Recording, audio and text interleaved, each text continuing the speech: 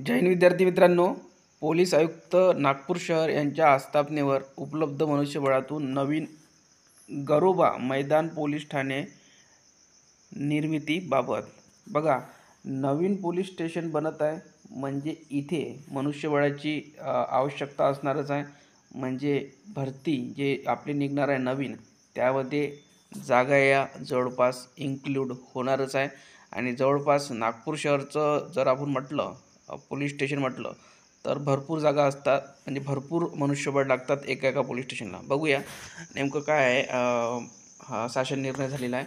महाराष्ट्र शासन गृह विभागातर्फे हा जाहीर झालेला शासन निर्णय 5 फेब्रुवारी 2025 संदर्भ दिलेला आहे। आपण डायरेक्ट काय बघूया तर आपण बघूया शासन निर्णय नेमका काय झालेला आहे, कारण की तोच महत्त्वाचा आहे आपला।